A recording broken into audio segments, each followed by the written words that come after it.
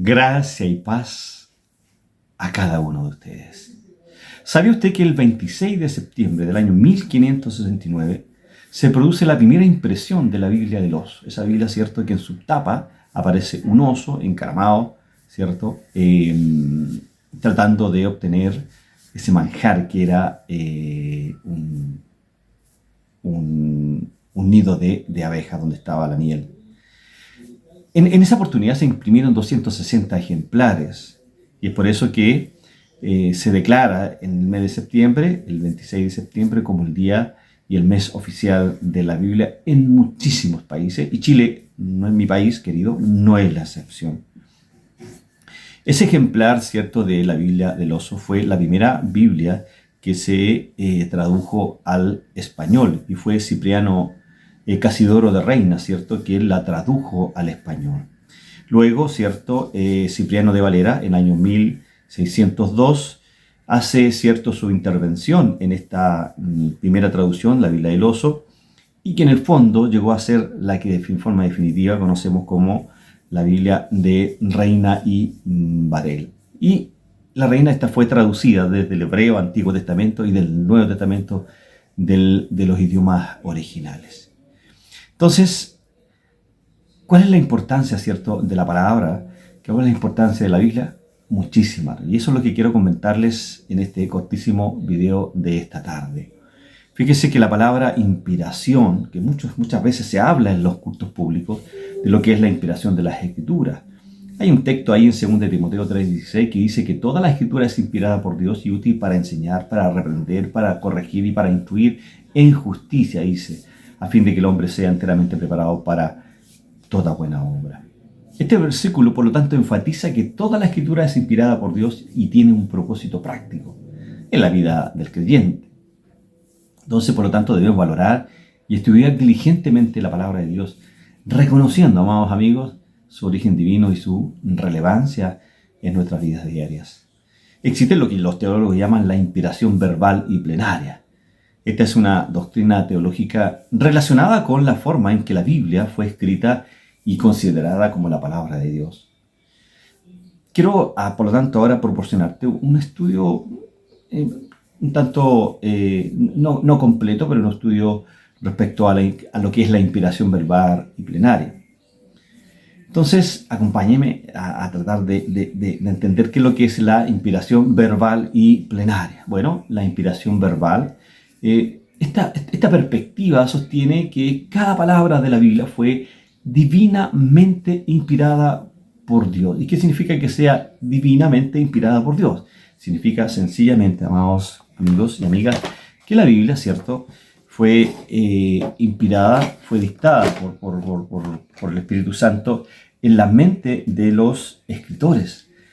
¿Cómo fue dictada, pensará usted? Bueno, fue dictada a través de eligiendo las palabras precisas en que los autores iban a escribir. No anuló sus personalidades, no anuló la forma en que ellos tenían de redactar, pero sí las palabras, por ejemplo, la misma palabra, toda la escritura es inspirada por Dios, cada palabra, cada artículo, cada verbo, cada sustantivo propio común, ¿cierto?, fueron elegidas por Dios de tal manera que hoy día lo que tenemos es divinamente inspirado. Bueno, según esta visión, ¿cierto?, significa que Dios guió e influyó a los autores bíblicos de tal manera que lo que escribieron fue exactamente lo que Dios quería comunicar.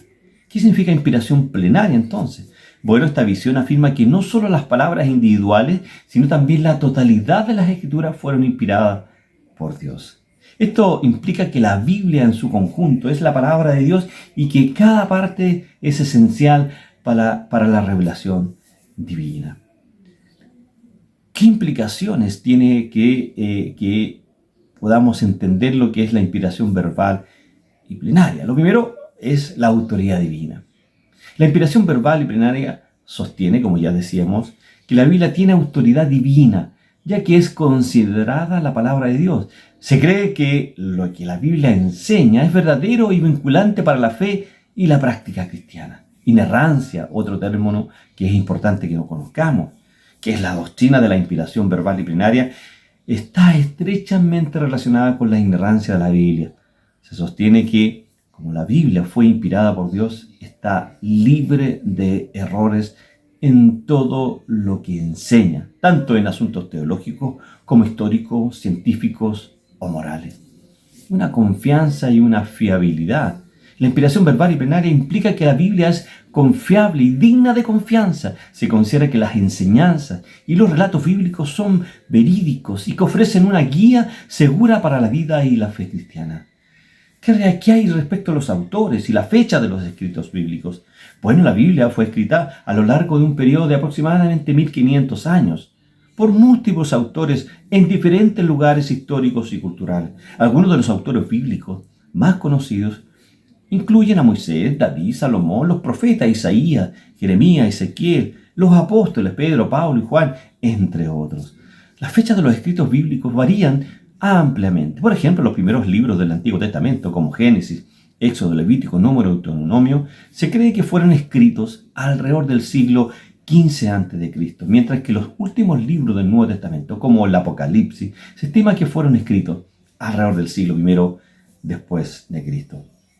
¿Y cuál es la importancia de la inspiración verbal y plenaria? Bueno, es el fundamento de la fe cristiana. La inspiración verbal y plenaria proporciona el fundamento teológico para la autoridad y la confiabilidad de la Biblia como la palabra de Dios. Es central para la fe cristiana y la interpretación de las Escrituras. Es una guía para la vida y la fe. La inspiración verbal y plenaria ofrece una guía segura y fiable para la vida y la fe cristiana. Se considera que la Biblia contiene la revelación divina necesaria para la salvación y la relación con Dios. ¿Cuál es entonces la base para la predicación y la enseñanza? Por supuesto, la inspiración verbal y plenaria. La inspiración verbal y plenaria es fundamental, escúchame bien, para la predicación y la enseñanza cristiana. Los pastores y maestros confían en la Biblia como la fuente autorizada de enseñanza y dirección espiritual. ¿Y qué hay que hablar, cierto, de estas palabritas como la inerrancia? ¿La ha escuchado usted hablar en las iglesias? ¿La inerrancia de las Escrituras? Bueno, veamos qué nos dice el Salmo 19:7, que lo tengo aquí encima. La ley del Señor es perfecta, reconforta el alma. El testimonio del Señor es veraz, da sabiduría al sencillo. Qué interesante, ¿cierto? Bueno, este versículo, ¿cierto?, declara que la palabra de Dios es perfecta y verdadera. Podemos confiar en la Biblia como una guía infalible y segura para nuestras vidas, sin lugar a duda, buscando en ella toda la sabiduría y el consuelo. La inerrancia, por lo tanto, para andar un poquito más en esto, es un concepto teológico que se refiere a la creencia que la Biblia, ¿cierto?, en su forma original, es completamente precisa y sin error en todo lo que enseña. Según esta doctrina, la Biblia es considerada infalible y libre de cualquier tipo de error en sus enseñanzas, tanto en asuntos teológicos como históricos, científicos o morales. La inerrancia, por lo tanto, se basa en la creencia de que la Biblia fue inspirada por Dios y que los autores, como vimos delante, los autores bíblicos escribieron bajo la dirección y guía del Espíritu Santo, sin cometer errores. Se considera que cada palabra y cada declaración de la Biblia son verdaderas y confiables y que no hay contradicciones ni inconsistencia en su contenido. Amados, es importante destacar que la inerrancia se aplica generalmente a los manuscritos originales de la Biblia, ya que a lo largo de los siglos han ocurrido variaciones y errores menores en las copias manuscritas. Sin embargo, los defensores de la inerrancia sostienen que a través del estudio crítico y la comparación de los manuscritos antiguos es posible llegar a una comprensión precisa de los textos originales. La inerrancia es una doctrina defendida principalmente por tradiciones teológicas conservadoras y fundamentalistas del cristianismo, o por decirlo de una manera, la doctrina ortodoxa, como muchas veces lo he explicado. Sin embargo, es importante mencionar que existen diferentes interpretaciones y perspectivas sobre la inerrancia y que no todos los cristianos concuerdan completamente con esta doctrina de la inerrancia. De hecho, está el liberalismo teológico, que es una doctrina que nace a principios del siglo XX. Kant, ¿cierto?, un teólogo liberal, él sostenía y sigue sosteniendo que nuestras experiencias están sobre lo que dice la Biblia y por lo tanto sus experiencias tienen que ser interpretadas a la luz de la Escritura. Grosso horror, ¿cierto? Lo que nosotros decimos como teólogos es que, o los teólogos conservadores, es decirlo de una manera, la doctrina ortodoxa dice que es la Biblia que tiene que interpretar tus experiencias. Por lo tanto, ahí, ¿cierto?, podemos tener alguna diferencia con la gente que abraza, ¿cierto?, este liberalismo teológico. El liberalismo teológico nos dice que los 3 primeros capítulos de Génesis solamente es un relato romántico. Y si es un relato romántico, el capítulo 1, 2 y 3 de Génesis, Dios mío, se cae toda la fe cristiana, se cae el pecado, se caen las consecuencias del pecado, se cae la salvación. Por lo tanto, hay una serie de consecuencias cósmicas si nosotros creemos en lo que abrazan, ¿cierto?, estos teólogos liberales y que lamentablemente está entrando en nuestras iglesias cristianas, amados hermanos. Bueno, espero que esta explicación sobre la inerrancia haya aclarado algunas preguntas, algunas dudas sobre qué es la inerrancia. Si tienes más dudas sobre este particular tema, bueno, déjalo más abajo.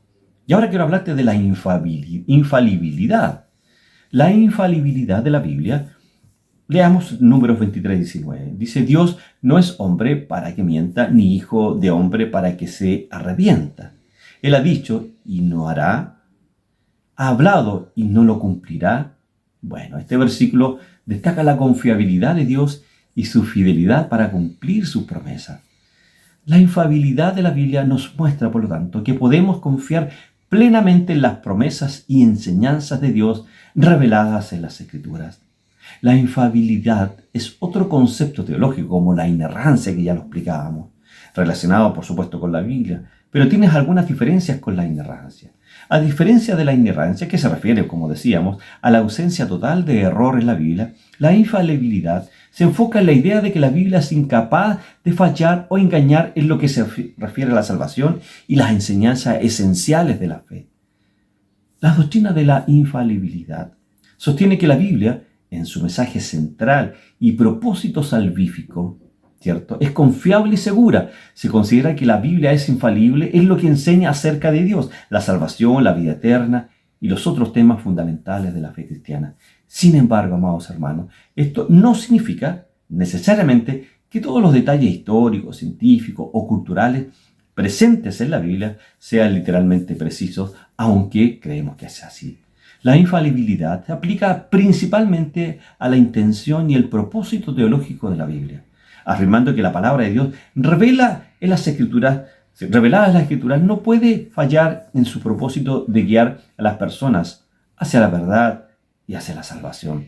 Sin embargo, hay espacio para interpretaciones y matices en cuestiones no esenciales o periféricas, ¿cierto?, que lo podemos tratar en otra oportunidad.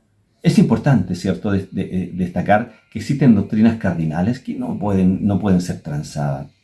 Por lo tanto, la infalibilidad es una creencia sostenida principalmente por tradiciones cristianas conservadoras, ortodoxas o las doctrinas reformadas. No todos los cristianos interpretan la infalibilidad de la misma manera.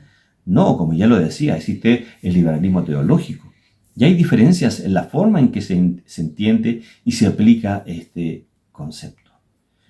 Por lo tanto, creo yo que es importante tener en cuenta que estos versículos, los que tratamos más arriba, respaldando la inspiración, la inerrancia y la infalibilidad, son solo ejemplos. Y hay muchos más en la Biblia que respaldan la inspiración, la inerrancia y la infalibilidad de las Escrituras. Por lo tanto, al estudiar y meditar en la palabra de Dios, creo yo que encontrarás más apoyo para esta doctrina. Veamos finalmente algunas aplicaciones prácticas de estos principios que hemos estudiado. Fíjese que estudiar la Biblia regularmente, buscando su guía y sabiduría en todas las áreas de su vida, es algo que está establecido y que debemos hacer como hijos de Dios. Confiar en la palabra de Dios como la máxima autoridad en asuntos de fe y conducta. Acuérdense del principio de la sola escritura, ¿cierto?, que es parte de estas 5 solas de la Reforma Protestante, que espero hablar en un próximo video. Vivir de acuerdo con los principios y enseñanzas bíblicas, debemos buscar lo que busca es la transformación personal y la conformidad a la voluntad de Dios. compartir las verdades de la Biblia con otros, predicando y enseñando con confianza y convicción. Recordemos, amados hermanos y hermanas en Cristo, para finalizar, que la aplicación práctica de la Biblia en la vida diaria es un proceso continuo y personal, y el Espíritu Santo nos guiará a la comprensión y aplicación en su enseñanza. Bueno, espero que este corto video te ayude a comprender y aplicar la inspiración, la inerrancia y la infalibilidad de la Biblia. Si tienes más preguntas, ya sabes, no dudes en hacerlas dejando tus comentarios más abajo. Dios te bendiga y ya sabes que este mes de septiembre se celebra el mes de la Biblia por las razones que explicamos al principio. Y esto se deriva, ¿cierto?, en tratar de entender lo que es la inspiración, lo que es la inerrancia de la Escritura y lo que es la infalibilidad. Fíjate que cada vez que un predicador abre su Biblia, el día domingo, o el día martes, o el día jueves, el día que sea, en un púlpito, está hablando en nombre de Dios. Por eso a mis hermanos predicadores, a los que tienen la osadía, ¿cierto?, de hablar en nombre de Dios, les insto, ¿cierto?, que cada vez que ustedes se acercan confiadamente al púlpito, lo hagan temblando, sabiendo que cuando ustedes abren su Biblia y la exhortan a la iglesia, ustedes están hablando en nombre de Dios y por lo tanto debe existir esa responsabilidad de preparar estos mensajes a la luz de la verdad, a la luz de la inerrancia, a la luz de la infalibilidad y a la luz de la inspiración verbal y plenaria. Pues bien, Dios te bendiga y nos vemos en otro momento, en otra cápsula teológica. Chao, chao.